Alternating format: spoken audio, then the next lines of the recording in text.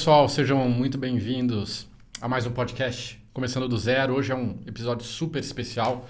Eu vou contar para vocês não só uma história de negócio, aliás, muito longe de ser só uma história de negócio, mas sim vou contar uma história sobre a vida de um cara que praticamente criou um esporte. Ele não se dá esse crédito, né, de ter criado o esporte, mas praticamente ele criou um negócio novo e com isso ele criou um produto novo e um esporte novo. A gente está falando de snowboarding, nós estamos falando de Jake Burton, que criou a Burton, a primeira empresa de pranchas de snowboard do mundo. Vamos lá. O Jake Burton, ele é americano, né? Ele nasceu nos anos 50 e lá para 1966 é lançado nos Estados Unidos um brinquedo que se chamava Snurfer. Snurfer basicamente era uma prancha de madeira, um pouco maior que um skate, com uma cordinha na frente, onde as crianças brincavam com ele na neve. Então foi daí que surgiu a ideia do Jake, né? Eu vou contar um pouco mais pra frente como que ele aperfeiçoou o Snurfer para chegar no snowboard. E o Jake, isso daí simplesmente bombou nos Estados Unidos. Em alguns estados, né, dos Estados Unidos, a garotada pirava com esse brinquedo. E o Jake lá, tinha 12 anos na época, ele brincou muito com o Snurfer. Bom, o tempo passa, Jake aí por volta de 23 anos, ele tem uma época muito difícil na vida dele, isso marcou bastante a vida do Jake, que ele perde o irmão vai para a guerra, vai para o Vietnã, ele morre em combate e a sua mãe também morre precocemente. Com a morte da mãe, Jake vinha de uma família classe média, mas ele não era rico. Com a morte da mãe, ele recebe uma herança da avó. A avó, por sua vez, tinha um certo dinheiro e na época ele recebeu $150 mil. E foi com esse capital inicial que ele começou, foi o capital que deu aí o pontapé na Burton e ele retomou a ideia de criar o Snurfer.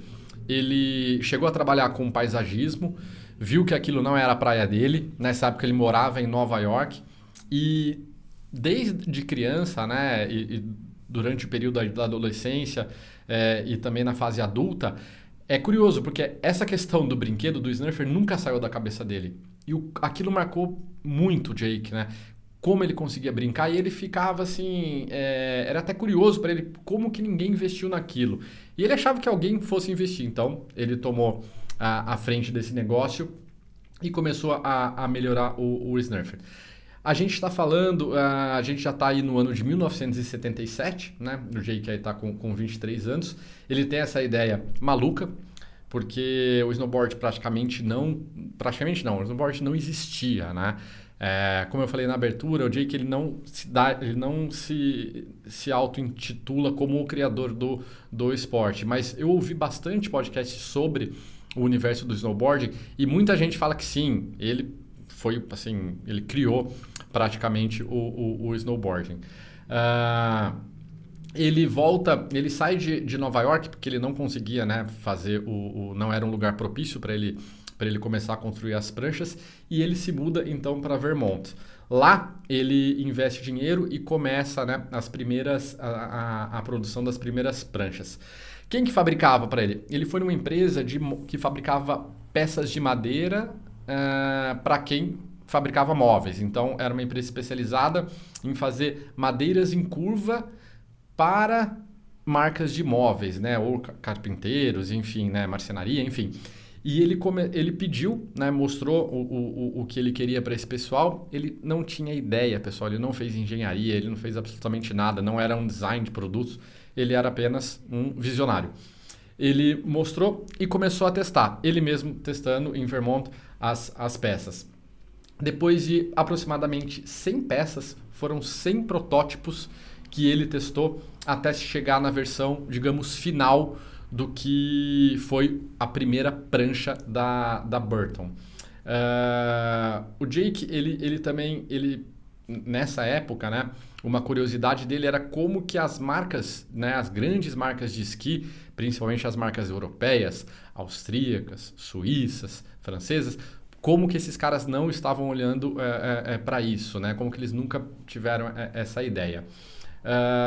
Ele chegou nesse formato bacana, e depois que ele chegou nesse formato bacana, a produção mesmo, ele pediu a ajuda de um amigo que morava na Califórnia. Esse cara fazia prancha de surf, e esse amigo começou então a fazer as produções do snowboard para o Jake. E o curioso aqui é o seguinte: mesmo o pessoal do surf, a galera do surf, que é um pessoal descolado, os próprios caras tiravam o sarro do Jake, falavam: o que você está fazendo, cara? Mas como assim? Ficar deslizando com isso na neve? Que coisa de maluco. E ele brinca, né, numa entrevista, que se ele encontrasse alguém no avião, ele inventava uma profissão, porque ele não tinha como explicar que ele estava lançando uma empresa que fazia snowboard, que era uma prancha para você brincar na neve, para você deslizar. Então era muito complicado, ele até inventava outra coisa. E os próprios amigos que, digamos não, eram do meio aí de esportes radicais, eles tiravam sarro do Jake. Então, em junho de 78, né, depois de testar, aí ele fica aí quase um ano, ele chega na versão final e ele desce, né, numa montanha, né, em Vermont, e ele fala: putz, é isso daqui, cheguei na versão final, vamos lá. Ele aluga um pequeno galpão, ele contrata 2 parentes, e mais um amigo, e ele começa a produção. O seu plano inicial era vender 50 pranchas por dia e faturar $100 mil, né? Então, vamos guardar esse número: 50 pranchas por dia e faturar $100 mil. Junto com essa mini fábrica, né, ele abriu uma loja física, onde ele colocou o nome, né, Burton Boards, e lá ele, né, vendia as pranchas, e ele usava como meio de divulgação revistas, né, de esqui e também de skate. Era basicamente esses 2 públicos que ele tentava pegar. Bom, ele conseguiu vender muito pouco, né? Muito pouco. Ele vendeu basicamente para aquelas pessoas saudosistas, né? Algumas pessoas da geração dele que brincaram lá com o Snurfer, então a pessoa tinha um conhecimento prévio do que se tratava, mas enfim. E outros curiosos. Ele era o vendedor, ele lotava o carro dele, ele pegava o carro, enchia de prancha e saía para vender, naquele esquema porta a porta mesmo, né? E é muito legal, uma passagem legal e nos traz daí, né, muito aprendizados, né, o quanto a gente tem que insistir num negócio e não parar na primeira objeção. Um dia ele saiu para vender, ele saiu com 38 pranchas dentro do carro e voltou com 40. Pois é. Um lojista falou: olha, cara, isso daqui é uma piada, né? Ninguém vai comprar isso daqui, então eu vou devolver essas 2 e me dar o dinheiro de volta. Então, o Jake, ele teve muito problema para emplacar o snowboard e para fazer com que as pessoas entendessem o negócio. Ele ofereceu, né? Então ele ofereceu o produto em loja de esqui, em loja de skate, e o produto não vendia. Jake teve que demitir os seus amigos, né? Seus primos. Ele ficou basicamente sozinho e tinha um garoto mesmo, né? Ele fala, um garoto do ensino médio que trabalhava meio período com ele, né? Então, esse foi o primeiro ano. Ele vendeu 300 pranchas no primeiro ano, então foi um ano muito difícil, né? Ele tinha tudo, simplesmente tudo para desistir, mas ele não desistiu. Ele continuou e no segundo ano as coisas começaram a melhorar e aí ele já vendeu 700 pranchas, né? Como que ele conseguiu fazer essa virada? Ele fazia uma coisa muito básica, ele fazia uma demonstração de produto. Ele pegava uma garotada, ia para na entrada, né, dos resorts de esqui, e eles ficavam na frente dos resorts andando de snowboard. Então eles ficavam apresentando um produto. Nisso chegavam os pais com os filhos para esquiar e a garotada olhava e falava: pô, mas o que é isso? Então eles ficavam andando de snowboard, um garoto ficava ali no carro para vender, e ele começou a popularizar o snowboard dessa forma, né? As pranchas começaram a ser vendidas ali. O Jake com a garotada andando de snowboard nos próprios resorts, nas estações de esqui, e o esporte começou a decolar. O Jake, ele recebia os pedidos, né? Como ele fazia propaganda em lojas em revistas de skate ou de esqui, ele recebia pedido pelos correios. Então, pra gente pode parecer um negócio absurdo, né? Aqui em 2023 com a internet e tudo mais, mas naquela época ele recebia pedidos pelos correios, ele abria o envelope, num dia muito bom ele recebia 6 pedidos, pra gente ter uma ideia, e quando ele abria o envelope, muitos deles eram uma prancha ou uma camiseta, ele já tinha um pouco de roupa ali que ele vendia. Falando um pouco da ideia, né, que ele teve para fazer o snowboard, ele não mirou no público do esqui, tá? Pelo contrário, eu vou até colocar no link desse podcast, vai ter um link com um documentário que se chama We Ride, ele está no YouTube e é um documentário muito bacana que fala sobre o universo do snowboarding e como que o snowboarding se diferencia muito do esqui. As pessoas que andam de snowboard são diferentes, a música que eles ouvem são diferentes, a roupa que eles usam são diferentes. Então, é um outro público. E esse era o público que o Jake queria pegar. Então, o snowboard, por ser até marginalizado, porque o esqui ele tem uma ligação muito direta com a Europa, uma questão mais clássica, mais elegante, e o snowboard não tem nada a ver com isso, né? As roupas são bem chamativas. E o pessoal dos resorts, eles proibiram que as pessoas andassem de snowboarding dentro das estações de esqui. Porque teve um caso de uma pessoa que se machucou com o snowboard bem no começo. Os Estados Unidos a gente sabe que é um país muito legalista e tem muito processo. O processo foi de coisa de $1 milhão e aí fechou o cerco para o snowboarding. Mas mesmo assim, o próprio pessoal do resort não gostava muito. Então... E o Jake não ligava para isso. Ele falou, olha, então o snowboard ele veio para ser uma solução barata para você se divertir na neve. Vamos lembrar que naquela época custava $20 para você poder descer de esqui numa estação. Então era algo muito caro, tá? Nessa época, o Jake ele produzia praticamente sozinho as pranchas, né? Ele praticamente sozinho e fazia toda essa questão da divulgação. O que aconteceu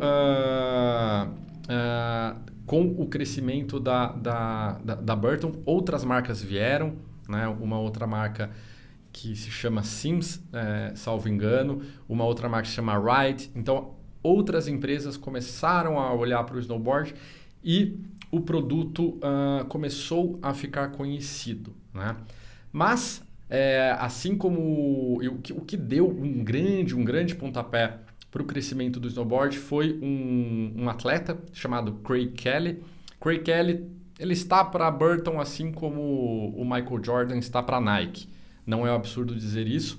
Na época, Craig Kelly ele era o melhor snowboarder do mundo.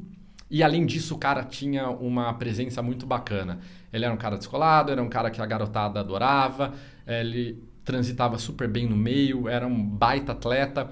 Então, nas palavras do Jake, o Craig Kelly, ele tornou o esporte cool e tornou a marca cool, né? Então, ele fez crescer tanto a Burton quanto o próprio snowboard. E o esporte cresceu demais nessa época, porque aqui a gente já está falando de anos 80, meio para fim de anos 80, então a gente tem uma questão da televisão, a ESPN já divulgando um pouco do snowboard, você tem as estações de esqui agora já, a maioria estavam já, né, aceitando os snowboarders, então teve uma mudança rápida e era um caminhão ali que, né, era imparável esse crescimento da marca. Mas o atleta ele foi fundamental, esse patrocínio que a Burton fez com o Craig Kelly foi incrível assim, para a marca crescer e para o esporte crescer. E apesar de ganhar tração, muita gente andando, as empresas, as marcas de esqui continuavam fechadas. Então as marcas de esqui olhavam para isso como, assim, até com menosprezo, falavam... nas palavras de Jake, né, ele fala, eles eram tão cabeças fechadas que eles poderiam me destruir quando eles quisessem, porque os caras eram muito grandes, né? Enquanto isso, ele foi nadando de braçada com essas outras marcas, digamos, mais independentes. Depois de alguns anos, aí não teve como escapar. As marcas olharam, marca suíça, marca europeia, falaram, não, agora a gente vai entrar marcas de esqui. Agora nós vamos entrar nesse negócio porque está crescendo, parece que é bacana isso daqui, então a gente sim, vamos lançar a nossa própria marca de snowboards. Bom, o que aconteceu? Elas simplesmente não conseguiram prosperar no mercado. Por quê? Por causa do público. O público, lembra que eu falei no começo, né? No começo do podcast eu falei, o público que praticava o snowboard era completamente diferente do público do esqui. E eles até nem gostavam muito do público de esqui. E essas marcas, elas não tinham uma essência, como tinha a Burton. Eles tinham vantagens competitivas bem significativas, o custo de produção deles era menor do que o da Burton e das outras marcas. Eles tinham uma capilaridade maior, os caras distribuíam para várias lojas de esqui. Eles tinham presença muito grande junto ao público do esqui, mas não era o público que importava. Mas o custo de produção e a capilaridade, e claro, a qualidade dos caras também não era desprezível. Era uma qualidade boa. Só que eles não conseguiram. Pela marca. A marca não fazia sentido para o público que andava de snowboard, não fazia sentido ele comprar uma prancha de snowboard de uma marca de esqui. Então, esses caras não foram para frente. E aqui é uma grande fortaleza, né, que uma marca pequena pode ter, né? Vamos abrir um parênteses. Ela consegue entender muito bem o seu público, ela consegue gerar uma comunidade, né, gerar um engajamento com essa comunidade e essa comunidade ela te protege. A própria comunidade ela vai te proteger, porque pode vir outras marcas, pô, o cara te adora, você tá lá com o cara, você entende o cara. E vamos lembrar uma coisa, o Jake, ele sempre, né, a neve sempre fez parte da vida dele. O pai dele o levava para brincar na neve quando ele era criança, era uma coisa que ele adorava. Ele praticava snowboarding pelo menos 100 dias por ano. Então, é um cara que tinha ali o boots on the ground, né? O cara ele vive o que ele fala, né? Ele praticava snowboard, enfim. Então, tem essa pegada também. E nessa época, né, a Burton estava crescendo bastante e surgiu uma oportunidade em termos de negócio que seria muito bom a princípio, no primeiro olhar para o Jake, que seria abrir o capital, porque a empresa já era grande, né? Nos Estados Unidos é bem comum você abrir capital numa empresa média. Eu fiz uma pesquisa, até por curiosidade, nos Estados Unidos existem praticamente 4.000 empresas na bolsa, enquanto aqui esse número não passa de 500. Então, um mercado muito diferente do nosso, né? E nessa época, o que chamou a atenção dele foi justamente de um dos concorrentes, a Ride. A Ride, ela abriu capital. Da noite para o dia, o fundador estava milionário, porque as ações subiram demais do IPO até... logo depois do IPO, as ações subiram demais. O fundador ficou milionário e Jake olhou para aquilo e falou, nossa, será que eu estou fazendo certo em manter a companhia privada? A companhia fechada, né, capital fechado? Bom, ele conversa com alguns banqueiros e depois ele entende um pouco, né, como é que funciona essa questão de você ter uma companhia aberta, você ter o capital aberto, para quem que você tem que responder. E ele viu que ele perderia muito a essência da companhia e ele perderia as rédeas do negócio se ele abrisse o capital. Ele decidiu manter a empresa fechada, foi a decisão extremamente acertada. Até hoje a Burton é uma empresa privada. A Ride, por sua vez, ela não conseguiu prosperar, ela ainda existe, mas as ações depois viraram quase pó, porque a empresa não conseguia entregar aquilo que o mercado, aquilo que o Wall Street queria, né? Então, Jake acertou muito a mão ao não abrir o capital. Outro fato curioso da trajetória da Burton são as Olimpíadas, né? Em 1998 é a estreia no Japão nas Olimpíadas de Inverno do snowboard. Então imagina só, você se coloca no lugar do Jake, né? O cara tá lá desde jovem, com 23 anos ele começou a lançar, ele lançou a marca, ele negociou com os resorts para poder, né, abrir ali os resorts para o snowboard. Ele cresceu demais o esporte, ele patrocinou o atleta, ele praticamente criou o esporte. Imagine a satisfação do cara ao ver ali, né, praticamente um filho seu indo para as Olimpíadas. Só que isso não foi o que aconteceu. Ele não teve essa satisfação, pelo contrário, foi um desgosto, porque quem liderou a ida do snowboard para as Olimpíadas foi a Federação Internacional de Esqui. E os caras simplesmente nem passaram a mão no telefone para conversar com ele ou com outras pessoas que estavam há mais tempo no esporte. Ele diz, né, na entrevista que é como se fosse... Ele ficou sabendo das Olimpíadas pela televisão. É como se fosse um jogador de futebol que é vendido e o clube nem avisa e ele fica sabendo pela televisão. Não deu outra. Os caras erraram até o nome do esporte. Colocaram Snow-Board ao invés de tudo junto. Teve na primeiro dia de prova, teve uma chuva assim, muito grande, né? E mesmo assim eles colocaram os atletas para andar, correndo risco, coisa que eles não fariam se fosse o esqui.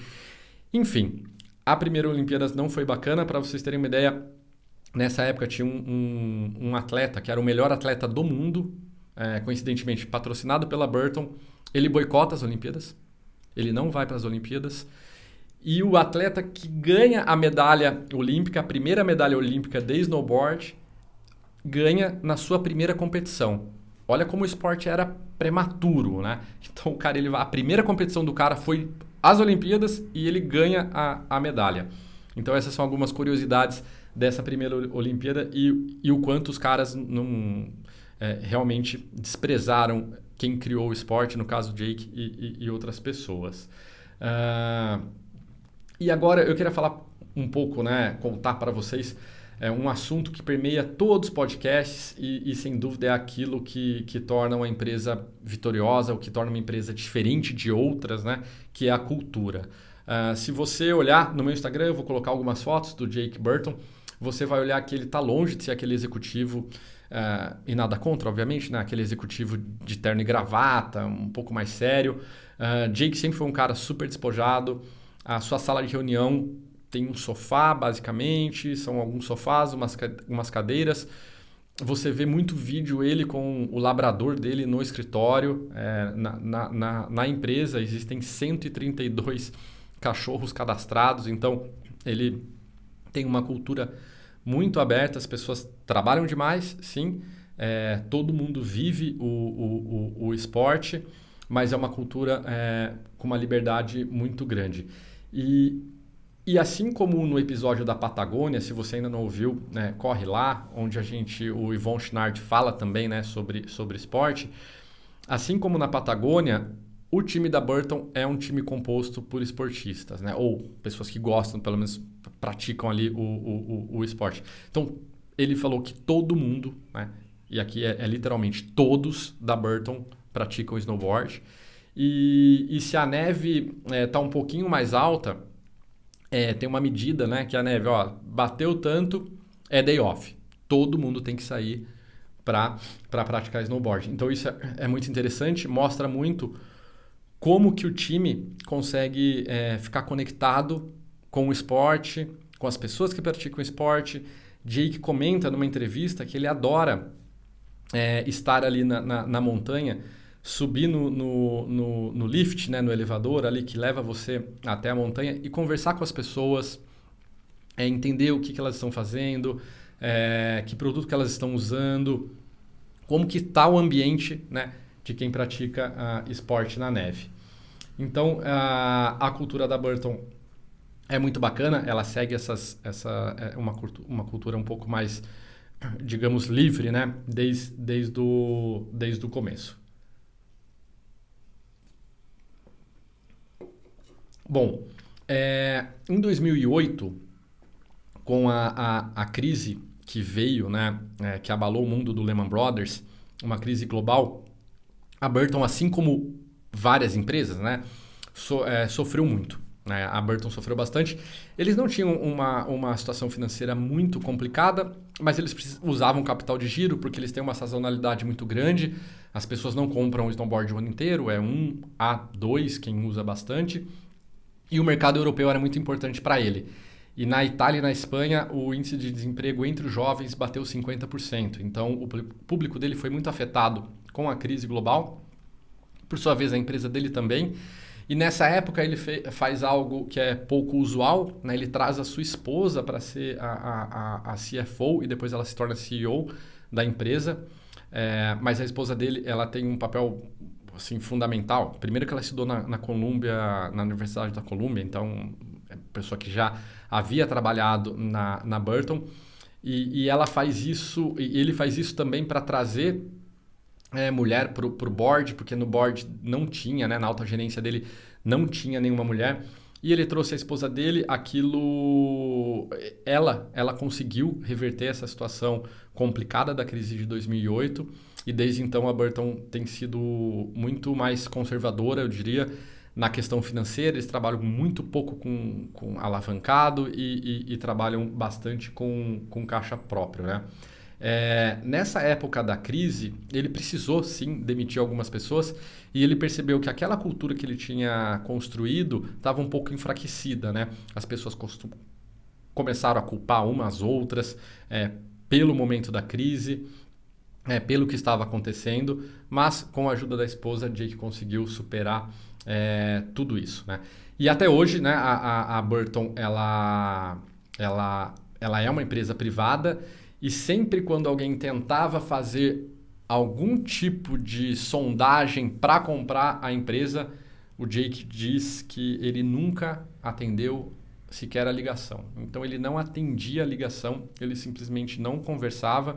Então a gente percebe que o cara não estava ali pelo dinheiro, estava sim pelo propósito dele, por fazer o negócio. Claro que dinheiro é importante para ele, ele fala isso, né?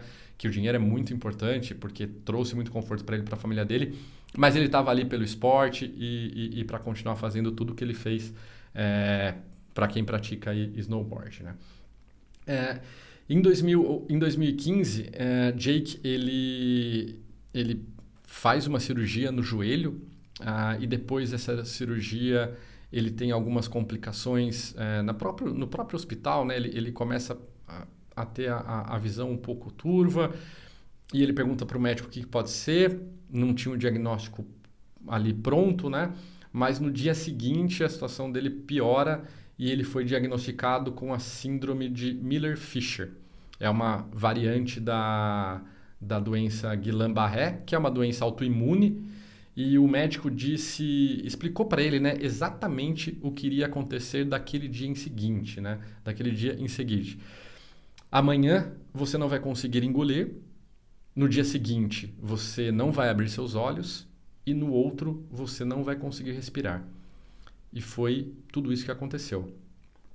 Essa síndrome, ela tem o quadro piora de maneira rápida, mas as pessoas normalmente não ficam muito tempo nessa situação. Jake ficou 6 semanas. Ele ficou sem se mexer, ele respirava por aparelhos. A sua mente funcionava perfeitamente, era como se ele fosse um prisioneiro dentro do próprio corpo. E ele achou que ele fosse morrer. A sua esposa foi crucial para sua recuperação. Ela fazia alongamento todos os dias nele e ele conseguia ouvi-la. A única coisa que ele conseguia era ouvir, né? Ele ouvia o respirador o dia todo e quando a esposa estava com ele, ele conseguia ouvi-la e ela dizia para ele que ele iria se curar, que ia dar tudo bem, assim, que ia ficar tudo bem. Ele foi melhorando, né? Ele se recuperou completamente e perguntado, né, que lições que ele tirou dessa passagem. Acho que é uma passagem muito pesada para qualquer pessoa. E ele fala, pode parecer clichê, né? Mas ele fala, né? Eu não tenho, né? I don't take my family for granted. Essa expressão, né, no inglês, eu gosto muito dessa expressão, o take for granted, que seria mais ou menos tomar como certo, né? Então Jake nunca mais olhou para sua família como se eles fossem estar ali para sempre, né? Não era uma certeza, né, que a família dele estaria ali para sempre. Então isso é muito clichê, mas a partir dali ele começa a viver muito mais o presente, aproveitar muito mais a sua família. Ele sempre vai falar da família, da esposa e dos filhos, e é isso que a gente percebe quando você ouve ele falar, que assim, a esposa e os filhos era realmente o que importava para ele. Isso mudou tanto que ele diz na entrevista, sugiro que vocês ouçam, né? O How I Built This é o nome do podcast, e a entrevista é com o Jake Burton, e ele fala que ele poderia morrer saindo do estúdio, atropelado, que ele seria o homem mais sortudo do mundo pela vida que ele teve, pela família que ele teve, pelos filhos que ele teve e também, né, claro, pelo negócio que ele construiu. Ele nunca imaginou, né, ele disse que ele nunca imaginou que iria transformar um brinquedo num negócio tão grande, né? A Burton ela chega a faturar mais de 400 milhões de dólares por ano, então a gente está falando de uma empresa aí de praticamente 2 bi de reais, um negócio grande, está presente no mundo todo. Ele nunca sonhou, né? Ele disse que ele nunca sonhou, ele não imaginava que isso fosse acontecer, e é um cara tão humilde que ele diz, né? Quem fez isso foram os atletas, nós ajudamos um pouco.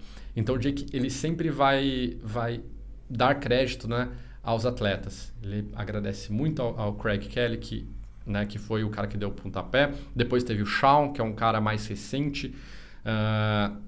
E ele sempre vai dar crédito aos atletas que ele diz, né? São os atletas que fizeram o esporte. Em 2019, depois de complicações de um câncer, o Jake, né, ele morre com 65 anos. Então ele morreu em 2019 com 65 anos.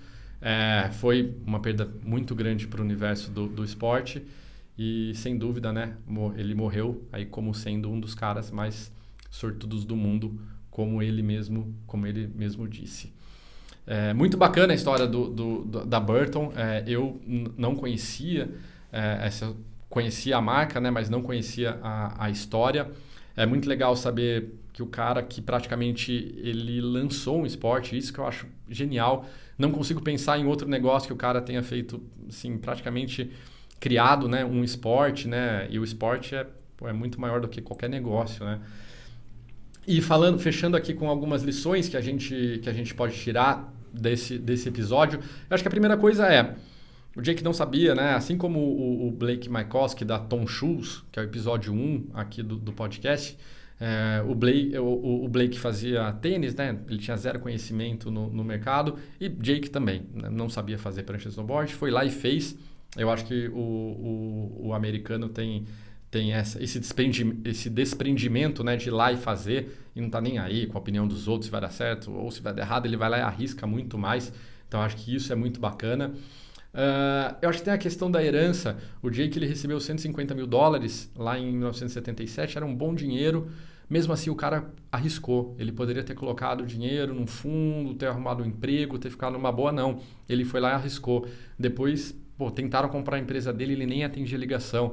Então você vê que o cara tinha um propósito muito forte para criar um negócio e manteve. E até hoje, né, a Burton é uma empresa fechada.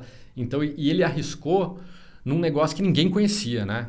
É diferente de você arriscar num negócio que as pessoas já conhecem. Me lembrou muito, né, o Elon Musk, que apesar de ser bilionário, ele aposta alto em coisas super inovadoras, né? Foguete, enfim. Então eu acho que essa lição é muito grande. E por último, o terceiro ponto que eu acho que é legal a gente trazer como aprendizado é a consistência, né? O quanto que a Burton ela está conectada com o seu público. Então a Burton não decidiu fazer o esqui, né? Ela não vai para esse negócio. Então ela é uma marca de snowboard, ela continuou, ela tem uma conexão muito forte com o seu público. Então essa consistência de entender o seu público, viver o dia a dia. O Jake, a cada ano ele ia para a neve 100 dias por ano para fazer snowboard, é muita coisa, né? Então isso que eu acho que é um ponto muito bacana para a gente pensar na consistência. Então é isso, resumindo, né? Então acho que essa coisa de ir lá e fazer, né? Sem ter medo de julgamento, errar, mas tudo bem. Acho que a segunda coisa da coragem, a herança que ele teve. Pô, ele foi lá e apostou no negócio que ele acreditava. E a terceira, essa consistência. No meu Instagram, eu coloquei algumas fotos, né? O Instagram é Clinton Cortez, Clinton é com Y. Eu coloquei algumas fotos do Jake, então é bem legal vocês verem como que era o Snurfer, ele ali, né? Até ele tem a foto dele ali brincando com o Snurfer e o pessoal andando, né, nos anos 80 com esse brinquedo. Assistam o link se você gosta do assunto, se você gosta do snowboard, assiste o documentário We Ride, que está no YouTube, é muito bacana, é um documentário longo, mas conta toda a história do esporte, é muito legal. A trilha sonora que eu sugiro para você ouvir depois desse podcast é uma música do Weezer, que é uma banda que eu gosto bastante, I'm the Greatest Man That Ever Lived. Então esse clipe ele é todo dedicado ao snowboard, então é muito bacana também. E eu tive a oportunidade de fazer uma vez só, e foi curioso, porque foi bem traumático, eu diria, né? A gente foi para uma estação de esqui que basicamente não tinha turistas, os caras esqueceram de oferecer capacete para nós, tava eu, minha namorada na época, a Aiko, que hoje é minha esposa, a gente foi, enfim, né? A gente esqueceu de pedir também. Eu sei que eu tentei frear o snowboard, você faz uma aulinha ali muito meia boca, né? E eu tentei frear o snowboard quando ele começou a pegar a velocidade. Eu levei um tombo assim, fenomenal. Eu bati com a cabeça no chão. Falei, não, isso aqui não é para mim. Aí eu desci andando a montanha. Então, não foi muito bacana, mas é muito legal para quem usa capacete, né? Então, se você for fazer, fica uma dica importante, né, para usar capacete. E por último, se esse conteúdo te ajudou de alguma forma, se você achou que a história da Burton foi bacana, compartilha com algum amigo. Tenho certeza que muita gente vai gostar dessa história. Assista o documentário. Até o próximo episódio. Um abraço e fica com Deus.